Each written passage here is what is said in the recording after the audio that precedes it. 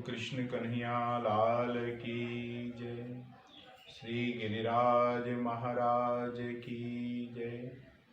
अखंड मंडलाकारं व्याप्तं येन चराचरं तत्पदं दर्शितं येन तस्मै श्री गुरुवे नमः।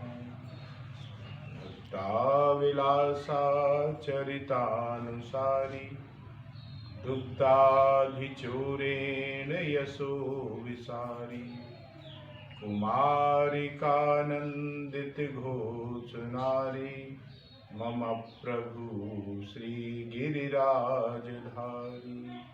बोलो कृष्ण कन्हैया लाल की जय। भाव ये हुआ है कि गीता पर नित्य एक श्लोक या दो श्लोकों पर चर्चा की जाए। भगवान जैसी बुद्धि देंगे उनकी कृपा से हम आप सब करेंगे। प्रथम अध्याय से कल से प्रारंभ करेंगे। आज थोड़ी सी गीता जी के बारे में पूर्व भूमिका की चर्चा कर लें, जिससे कि हमको और आपको सभी को उसे समझने में आसानी रहेगी।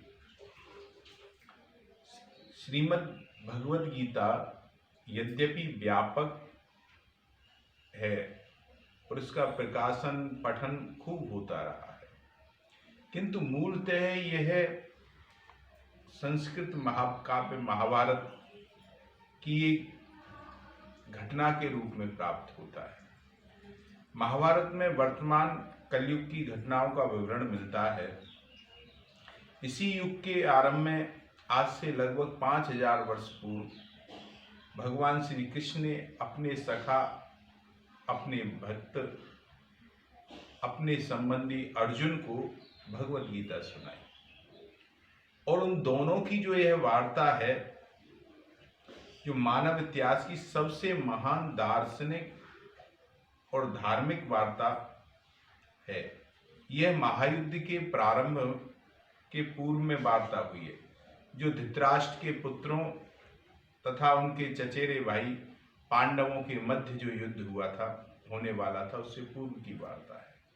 धृतराष्ट्र और पांडु भाई भाई थे, जिनका जन्म कुरु वंश में हुआ, जो राजा भरत के वंशज थे। इसीलिए उनके नाम पर इसका नाम महाभारत पड़ा। चूंकि बड़ा भाई धृतराष्ट्र जन्म से अंधा था, इसलिए राज सिंहासन पर वह नहीं बैठ पाया। उसके छोटे भाई पांडु को राज सिंहासन पर बैठा दिया गया। पांडु की मृत्यु बहुत कम अवस्था में आयु में हो गई, अतएव उसके 5 पुत्र युधिष्ठिर, भीम, अर्जुन, नकुल, सहदेव का संरक्षण धृतराष्ट्र को ही मिल गया। उसी के संरक्षण में रहे और कुछ समय के लिए धृतराष्ट्र राजा बन गया। अब राजमहल में दोनों के पुत्र एक साथ पलने लगे, पढ़ने लगे।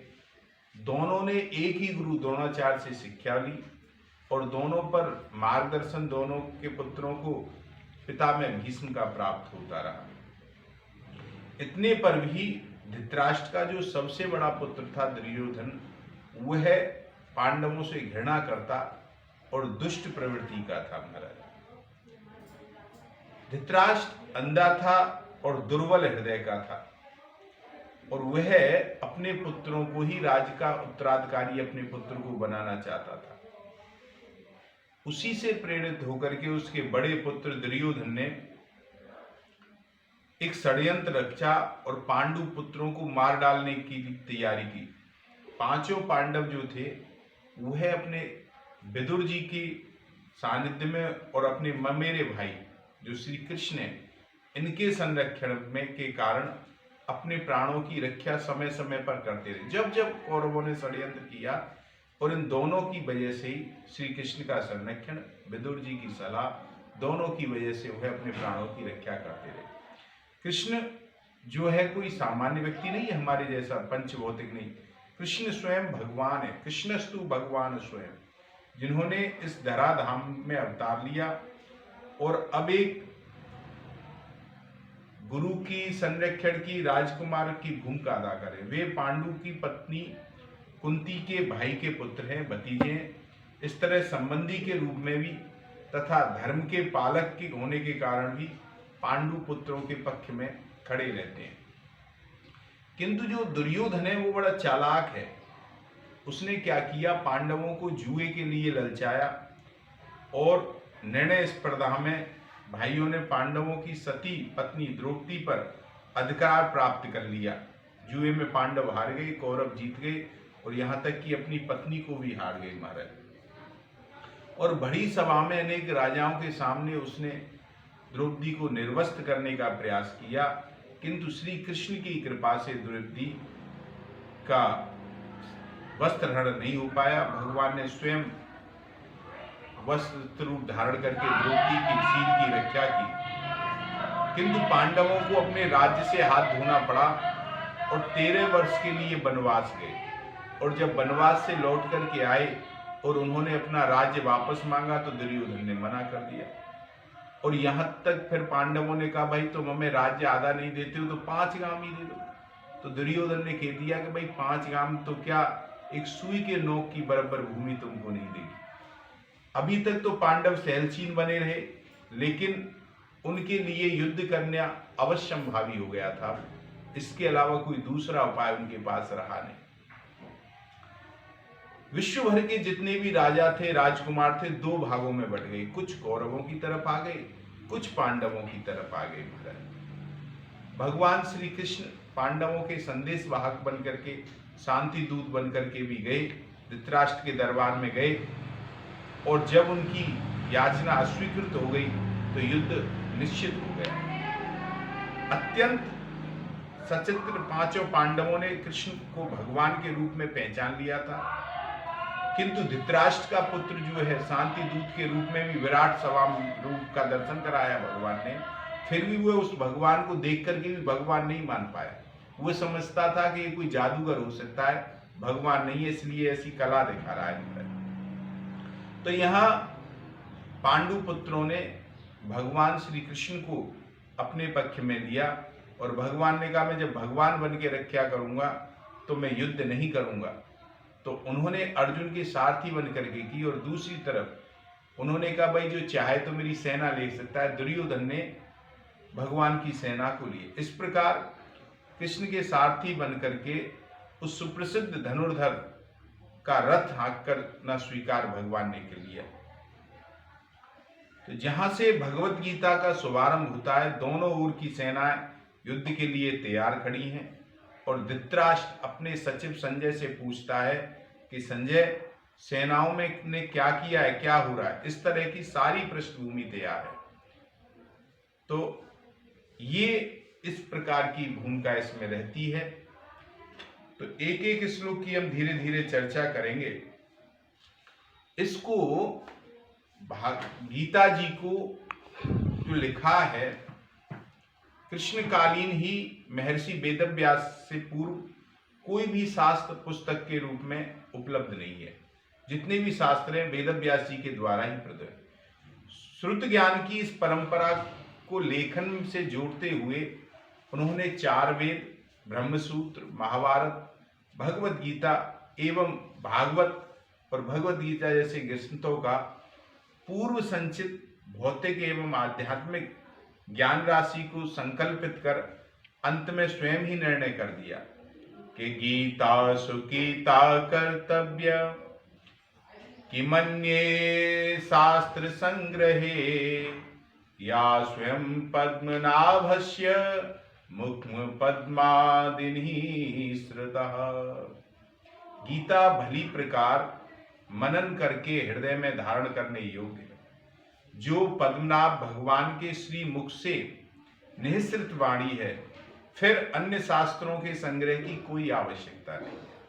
मानव सृष्टि के आदि में भगवान श्री कृष्ण के मुख से निःसृत अविनाशी योग अर्थात श्रीमद् भगवत गीता, जिसकी विस्तृत व्याख्या और वेद और उपनिषद हैं, विस्मृति आ जाने पर उसी आदि शास्त्र को भगवान श्री कृष्ण ने अर्जुन के प्रति पुनः प्रकाशित किया, जिसकी यथावत व्याख्या है।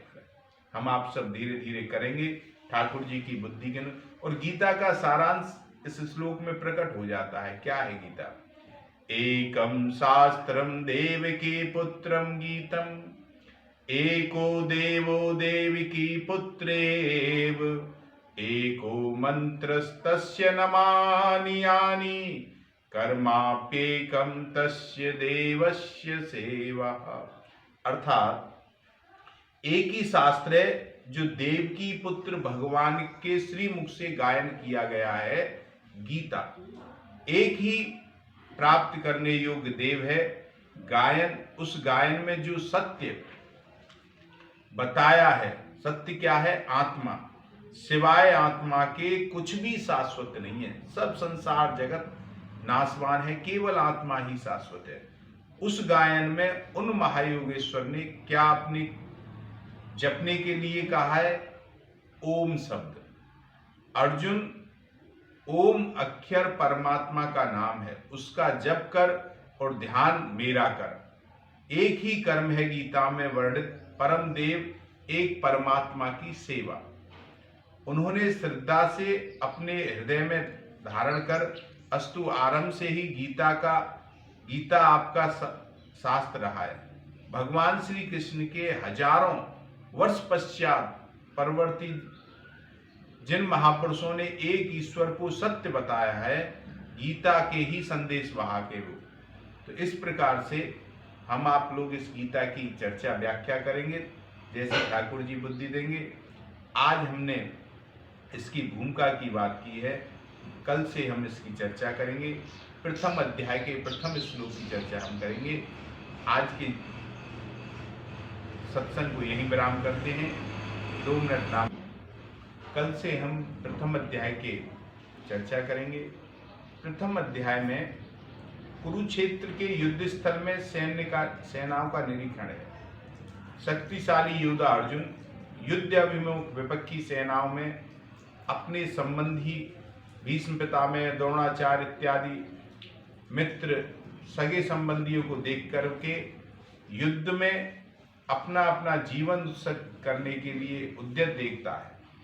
वह शोक तथा करुणा से अभिभूत होकर अपनी जो शक्ति है युद्ध करने की, उसे खो देता है और उसका मन मोहग्रस्त हो जाता है और वह युद्ध करने के अपने संकल्प को त्याग देता है।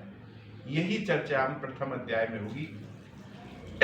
किसी दिन 1 श्लोक की, किसी दिन 2 श्लोक की, थोड़ी थोड़ी हम नियमित रूप से चर्चा करेंगे। आज की चर्चा यहीं विराम करें। जय श्री कृष्णा, जय गिरिराज जी। 2 मिनट नाम संकीर्तन।